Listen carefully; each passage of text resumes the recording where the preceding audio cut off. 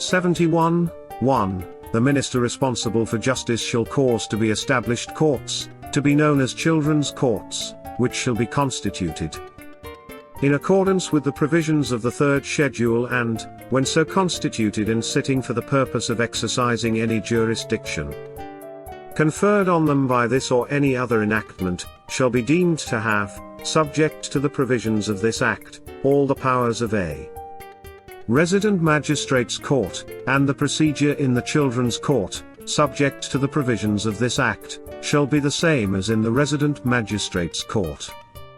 2. The Governor-General may appoint, in respect of each children's court, a clerk and deputy clerk who shall, in respect of the children's court to which they are so appointed, have all powers and perform all duties which the clerk and deputy clerk have and perform in respect of a resident magistrate's court, provided that it shall be lawful for any clerk and deputy clerk, respectively, assigned under Section 7 of the Judicature, Family Court, Act, to exercise the like powers and perform the like duties as aforesaid in respect of the children's court constituted by virtue of paragraph 4 of the third schedule. 3. Without prejudice to the power to bring before a children's court by any other means, any child in need of care or protection, the attendance of a child, or of any other person before a children's court in accordance with the provisions of this Act may be enforced by the same officers. The same process and in the same way as the attendance of persons before justices of the peace may be enforced under the provisions of the Justices of the Peace Jurisdiction Act. 4. Children's court shall sit as often as may be necessary for the purpose of exercising any jurisdiction conferred on them by or under this or any other enactment. 5. Subject to subsection 6, a children's court shall sit in such place or places as may from time to time be specified under paragraph 3 of the third schedule as the place or places in which such court shall sit. 6. Where no place is so specified, the children's court shall sit either in a different building or room from that in which sittings of courts other than children's courts are held, or on different days or at different times from those on which sittings of such other courts are held. 7. No person shall be present at any sitting of a children's court except a. Members and officers of the court, and any authorized person as defined in Section 13. b. Parties to the case before the court, their attorneys at law, and witnesses giving or having given their evidence, and other persons directly concerned with the case. c. Bona fide representatives of newspapers or news agencies. d. Such other persons as the court may specially authorize to be present. 8. Where a child is brought before a children's court, it shall be the duty of such court to explain to the child in as simple language as possible a. The reason for the child being before the court, and b. That the child is entitled to the assistance of the children's advocate.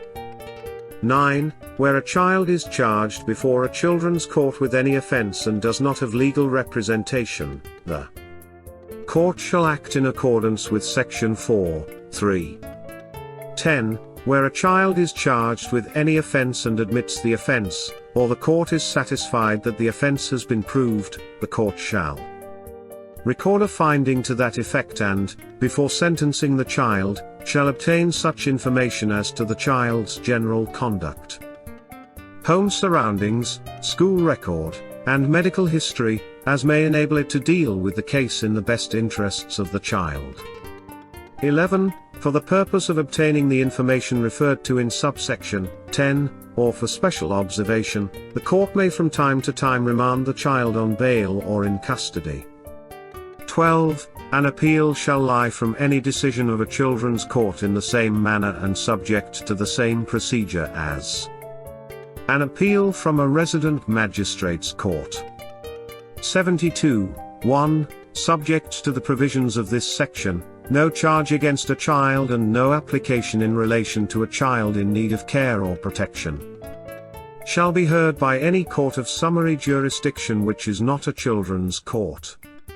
2. Subject to subsection 3. A charge made jointly against a child and a person who has attained the age of 18 years shall not be heard by a children's court. 3. Where, in the course of any proceedings before a children's court, it appears that a person so jointly charged has attained the age of 18 years. A. Nothing in subsection 2 shall be construed as preventing the children's court, if it thinks fit, from proceeding with the hearing and determination of those proceedings, and B. Where it does so, it shall be deemed to have, in relation to the person who has attained the age of 18 years, all the powers of a court of summary jurisdiction. 4. Where a child is charged with an offense, the charge may be heard by a court of summary jurisdiction which is not a children's court if a person who has attained the age of 18 years is charged at the same time with aiding, abetting, causing, procuring, allowing or permitting the offense. 5. Where, in the course of any proceedings before any court of summary jurisdiction other than a children's court, it appears that the person to whom the proceedings relate is a child, nothing in this section shall be construed as preventing that court, if it thinks fit, from proceeding with the hearing and determination of those proceedings. 6. Where a child A. who has not attained the age of 14 years is charged with any offense, or B. who has attained the age of 14 years is charged with any offense other than an offense specified in the 4th schedule. The charge shall, subject to any right of appeal provided by this or any other enactment, finally be disposed of by a children's court, or if the charge is heard before a court of summary jurisdiction that is not a children's court, by that court of summary jurisdiction, without prejudice, however, to the provisions of section 75. 7. Where a child who has attained the age of 14 years is charged with an offense specified in the 4th schedule. A. Proceedings for the child's committal for trial shall, subject to subsection I, be heard in a children's court, and B. If, on the termination of those proceedings, the court is satisfied that the child should be committed for trial, the court shall so commit the child and shall bind such child and the witnesses, by recognizance to appear at the court to which such child is committed.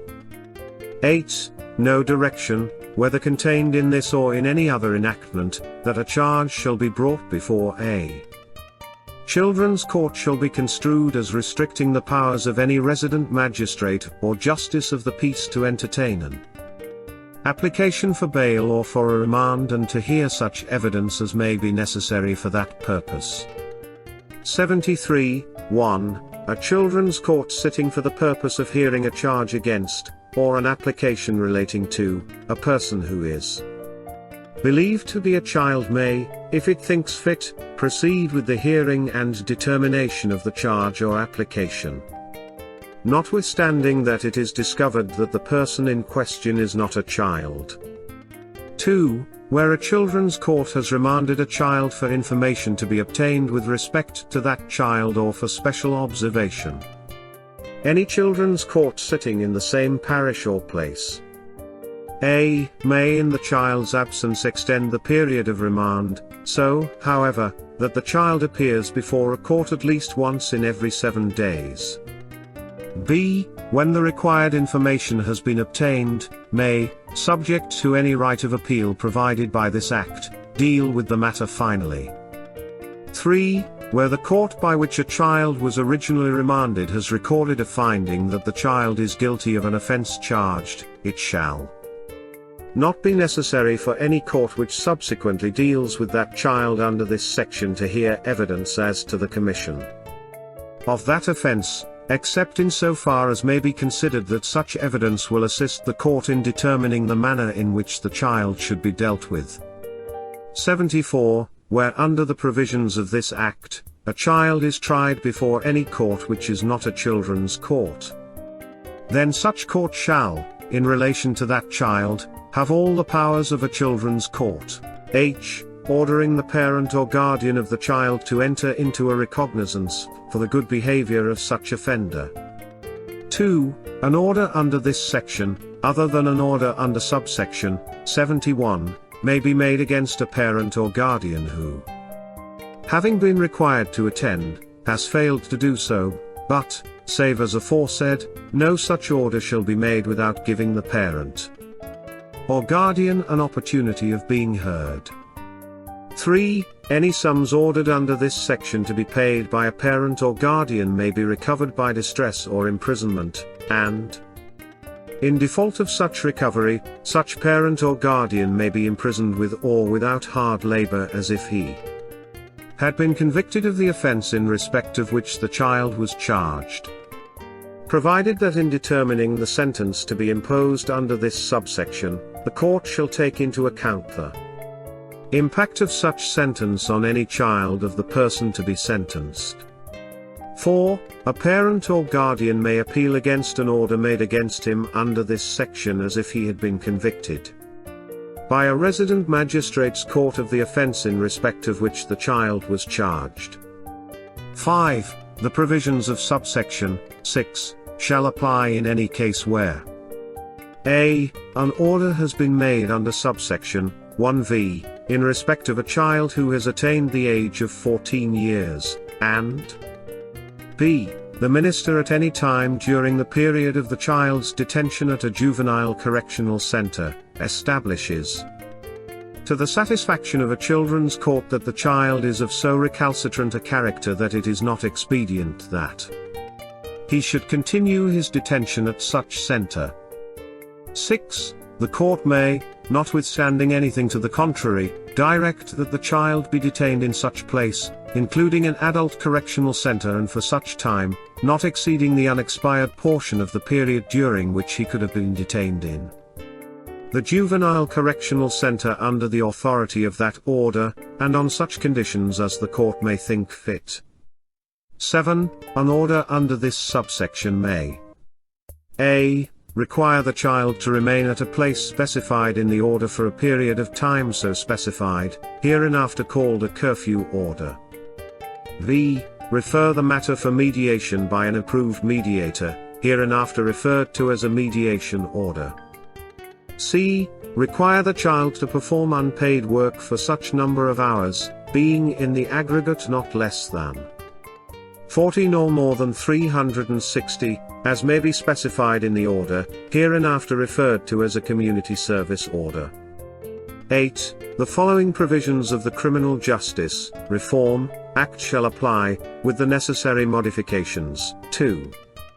An order under subsection 7. a. In the case of a curfew order, sections 1322, 6 and 14.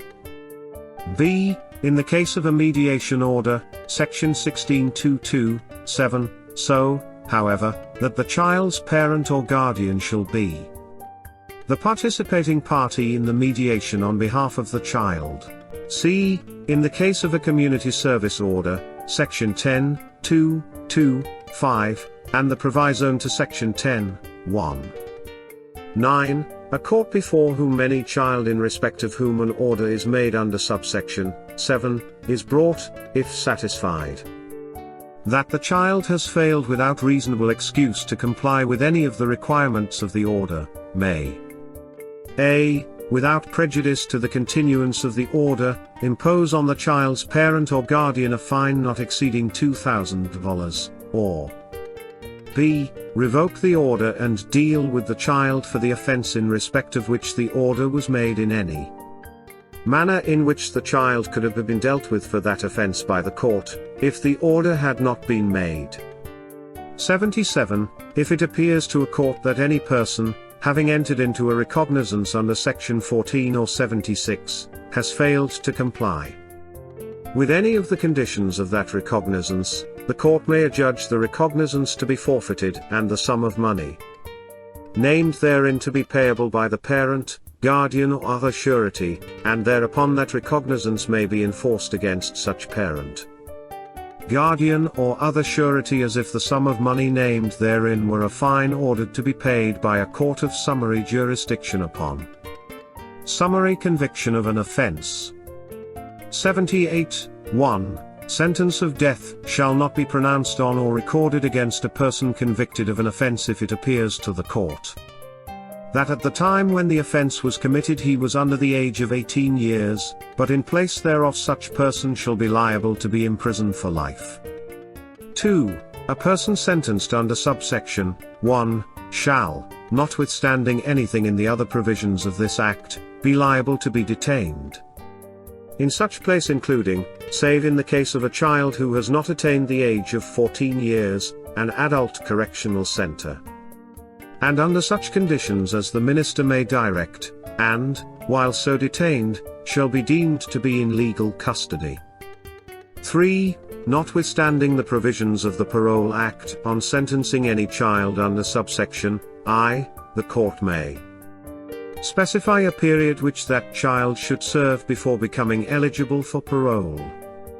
4. A child shall not be sentenced to imprisonment, whether with or without hard labor, for any offense, or be committed to an adult correctional center in default of payment of any fine, damages or costs.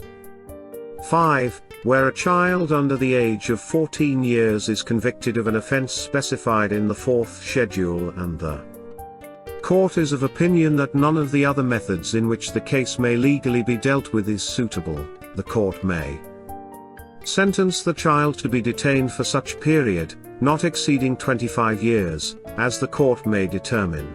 6. Where a sentence referred to in subsection 5 has been passed, the child shall, during that period, and notwithstanding anything in the other provisions of this Act, be liable to be detained in such place, including an adult correctional center and on such conditions as the minister may direct and, while so detained, shall be deemed to be in legal custody. 79. A court shall not order a child under the age of 12 years to be sent to a juvenile correctional center unless for any reason the court is satisfied that the child cannot suitably be dealt with otherwise. 80. 1. Where a child has been placed under the supervision of a probation and aftercare officer or any other person, that officer or person A. shall, while the order remains in force, visit, advise and befriend the child and when appropriate, endeavor to find suitable employment for the child, and B. may, if it appears necessary in the child's interest so to do, at any time while the order remains in force and the child is under the age of 18 years, bring the child before a children's court. 2. The children's court before which a child is brought under subsection 1, may, if thinks it desirable in the child's interest, order the child to be sent to a juvenile correctional center or commit the child to the care of a fit person, whether a relative or not, who is willing to undertake the care of that child. 3. Where the court before which any person is bound by his recognizance or in respect of whom a probation order is made under the Probation of Offenders Act, is a children's court, the attainment by that person of the age of 18 years shall not deprive that court of jurisdiction to enforce his attendance and deal with him in respect of any failure to observe the conditions of his recognizance or of jurisdiction to vary or discharge the recognizance. 81.1. Every correctional order shall contain a declaration A. as to the age of the child with respect to whom the order is made, and B. where a contribution order has at the same time been made under Section 30, stating the amount of such contribution and by whom it is payable. 2. Every court which makes a correctional order in relation to any child shall cause to be delivered with as little delay as possible to the minister A. the order, and B. a record embodying all such information in the possession of the court with respect to the child as is, in the opinion of the court, material to be known by the minister. 3. Pending the admission into a juvenile correctional center of a child in respect of whom a correctional order is made, the child shall be detained in a juvenile remand center, unless the court which made the order has otherwise directed, or A children's court acting for the same parish or place as the court which made the order otherwise directs. 4. Where a court orders a child to be sent to a juvenile correctional center, the order shall be the authority for the child's detention in a juvenile correctional center for such period as shall be specified in the order, not being a period ending after the date on which the child attains the age of 18 years. 5. A child detained under any correctional order and while being conveyed to or from any juvenile correctional center shall be deemed to be in legal custody. 82. 1. Every fit person order shall contain a declaration. A. As to the age of the child with respect to whom the order is made, and B. Where a contribution order has at the same time been made under Section 30, stating the amount of such contribution and by whom it is payable. 2. Every court which makes a fit person order shall cause to be delivered with as little delay as possible to the minister. A. The order, and B. A record embodying all such information in the possession of the court with respect to the child as is, in the opinion of the court, material to be known by the minister. 3. Pending the delivery to a fit person of a child pursuant to a fit person order, the child shall be detained in a place of safety, unless the court which made the order has otherwise directed, or a children's court acting for the same parish or place as the court which made the order otherwise directs. 4. Every fit person order, other than an interim order, shall, subject to the provisions of this Act, remain in force until the child attains the age of 18 years. 5. A fit person order may, on the application of the minister, be varied or revoked by a children's court acting for the same parish or place as the court that made the order, and such children's court may, on such application, make such order, subject to the provisions of this Act, in relation to the child as it considers necessary in the interests of the welfare of the child. 83. No person shall be committed to any juvenile correctional center after it has ceased to be such a center under the Corrections Act. 84. 1. Upon the receipt by the minister of a fit person order delivered under Section 82(3, the minister shall select the fit person to whose care the child is to be committed and shall endorse upon the order the name of such person.